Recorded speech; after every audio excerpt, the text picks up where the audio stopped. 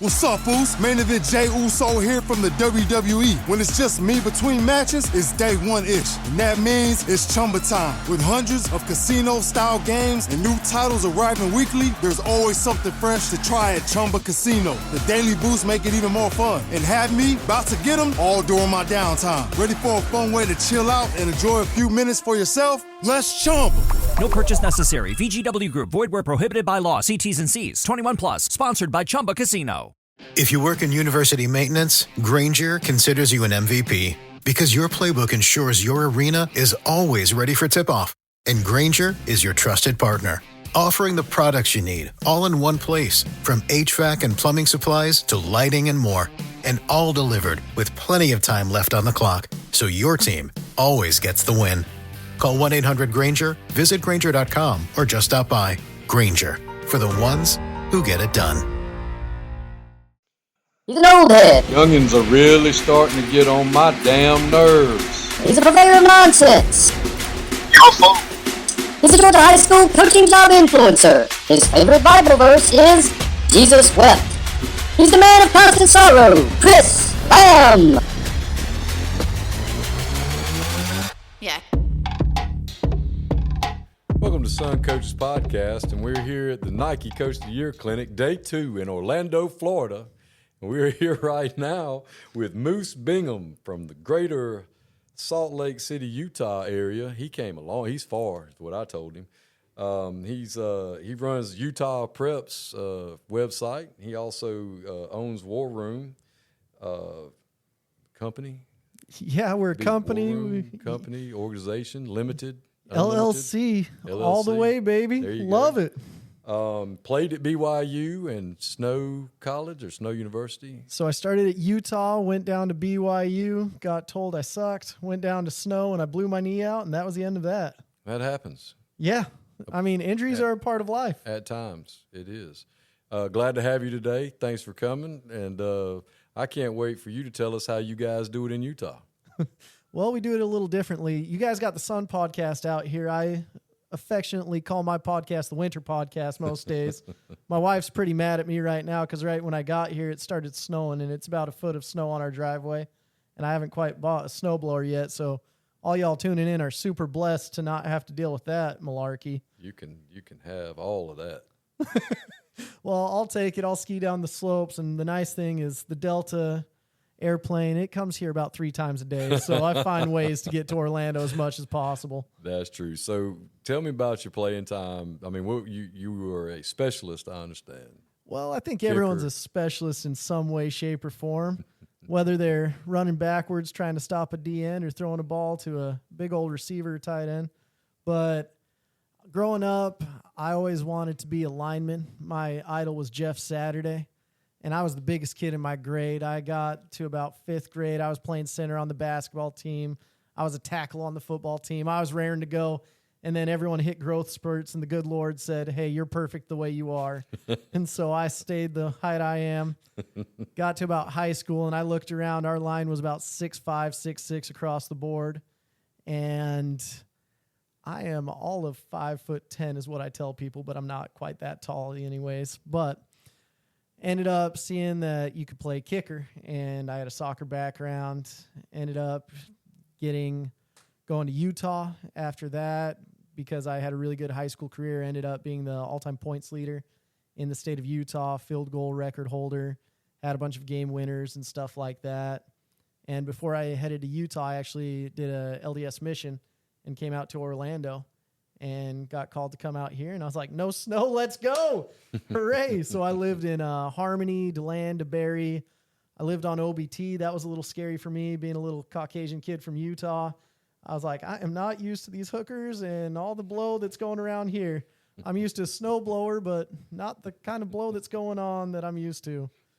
Saw some people get stabbed and saw a lot of interesting, fun things in Florida. And that was my introduction to this beautiful state. Yes, sir. That's what I'm talking about. I could bring you up to Georgia with me. We'll go hang out in ATL and let you get a little bit of the A, because it's all about it in the A. So tell me about your Utah Preps website that you got, how that came about, and what you do with that. So it's a podcast. After I was done playing, I actually am an idiot.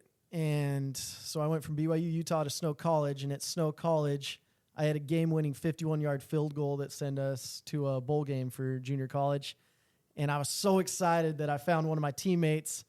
And I was like, side bump, let's go. Let's get going. And he took that very seriously, launched me about 10 feet in the air. I came down and I completely blew out my knee. I tore my ACL, MCL, 2 meniscus, dented my femur. All the cartilage in my bone was gone. And that was the end of my career. So after that, you kind of got to decide. You're like, hey, football isn't really an option anymore. I wasn't too good at it anyways, but what can I do? So I ended up at BYU. Kalani Sitake, he was a coach for me at Utah. He's like, Moose, you never shut up, and you seem to be good around players and people. So I want you to coach our kickers, punters, and snappers and be the on-campus recruiting coordinator. So while doing that, I met with a bunch of different people heavily involved in the recruiting game, and I was like, this is so fun, rating players, understanding what college coaches are looking for, because each college coach looks for something a little different, and you'll see that in Florida where some coaches show up and they're like, I got to find a dude that runs a 4.3. You're like, well, they exist here. They don't exist in Utah. We got some big old Polynesians. We've got some big old linemen, but no one running that fast. But in college, you're going to see a lot of different things, a lot of different thought processes. So I sat down, and during college, I just studied what coaches look for, what they do, and met with coaches from all over the country, and it was really fun. And that was actually the beginning of the Utah Preps podcast, where I was like, hey, these kids don't know what coaches are looking for. They see their friends that are like, hey, that kid's a baller. Why is he a baller? What's going on? So I decided to create the Utah Preps podcast, and I actually created a rating system that's based off of what Ed Manowitz at Alabama used. And so I would be like, hey, you're good because of these 10 factors or these 12 factors, or you suck because of these 10 factors and these 12 factors. And so I made a couple friends and a lot of enemies real quick. But at the end of the day, we found out that my rating system was pretty good, and it allowed kids to understand, and parents, that their kid sucks and they married the wrong person. Yeah, I mean, that happens. I mean, it's unfortunate. Yeah. I mean, I married well, but not athletically. I know. Financially, I married extremely well. From an athletic standpoint, my son, he got her genes athletically. That's what I'd say anyway.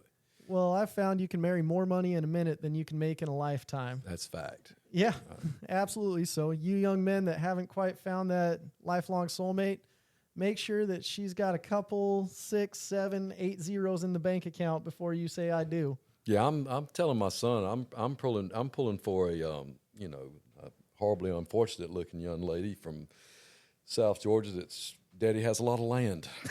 And me and his mama will be just fine with that. Yeah, both me and my Be okay. wife, we decided that we're like, hey, we're going to love each other, and hopefully we figure it out so our ugly children can find someone that's athletically inclined.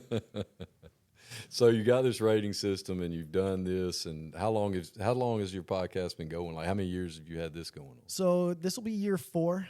I'm kind of in my off season, taking a little break, but we'll start doing interviews coming up. What's cool about Utah is it's kind of a tech capital. And so we have kids moving in each and every week. So we just had a kid, Bear Tenney, that went in there. He's a 5-star tight end. We get lots of tight ends, lots of quarterbacks, lots of different people. But it's kind of interesting because in Florida, like, winning a state title here is amazing. Like 7A, I'll have kids that I talk to, and they're like, we were the best player in our district and our whatever. And I'm like, you would have been a state champion in Utah. The football here is very different, and the coaches are amazing here too, because the coaches don't get paid much. We need to talk to them about it. You were just talking about how you're from Georgia, and you're like, we do good out there. And I'm like, they don't do good in Florida. We got to help these guys out some way, some shape, some form. This is my second year down here at these clinics, and when I listen to these coaches talk about what they get paid, the head coaching supplement that they get paid to be a head coach, I wouldn't be an assistant. I wouldn't be a position coach for what they get paid to be the head coach. And I'm not trying to be any kind of way. It's just the way it is. I now understand why these guys jump from Florida and they come to Georgia to be head coaches or whatever. They're going to get paid more in state-based salary. They're going to get paid a heap more to actually coach. And you start talking to them about extended days and, extended contracts, things like that, and they look at you like you're making this stuff up. And so, where the son came from, the you not is like that's where the son part of the podcast came from because, kid you not, that happens. And you have to tell them that and you're right. I don't see how it's tenable and sustainable that they do that, and then they're talking about bringing NIL here for high school kids. So let me get it straight. You're going to pay a kid to play a high school game more than you're paying the coach to coach the child. No. Yeah, well, it's NIL is a very interesting thing that's been happening a lot. The other thing that pops up with NIL is we've seen like these kind of high school collectives that pop up. Yeah, we have them in Georgia. That try to collect kids and represent them on the back end when they go and get their checks and get their 10, 20, 30% or whatever out of the kids' NIL. Yeah. And so that's been a really interesting thing that's popped up because there's always been street agents. Oh, yeah. But ain't no doubt. Now there's certified street agents at this point where they're in coaches' meetings saying, hey, our kids deserve this and this, and if you want this kid, you better pay this kid this. And you're like, goodness gracious, this high school coach is making $3,000 and the kid's making 300 or 3 million. And you're just like, how cool for the kid for sure, but we need to take care of the population in this state and other states. I mean, Georgia does a great job. Texas does a phenomenal job. But there's other states where you're just like, hey, you're sending 10, 20 kids D1, and your coach is sitting there begging on the side of the road and trying to get money from McDonald's at the end of the day. Right. No doubt. No doubt.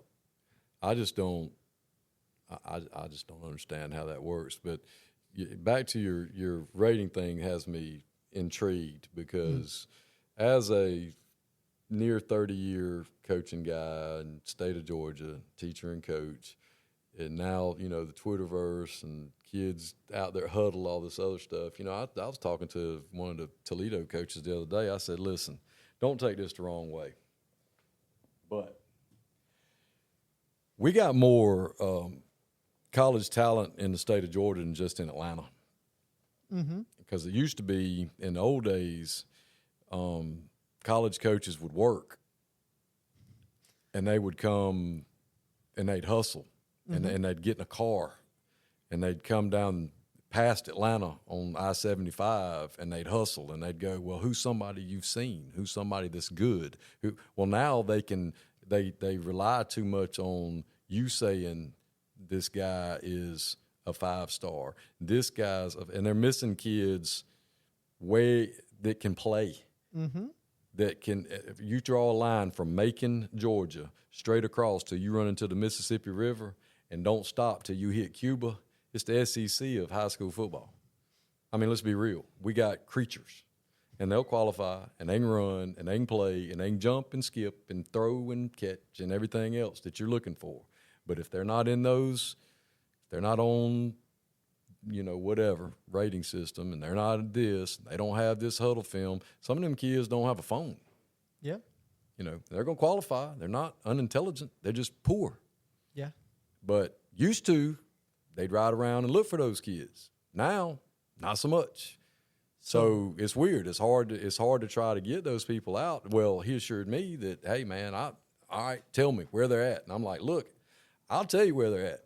I've been doing this a long time. What are y'all going to do, not hire me?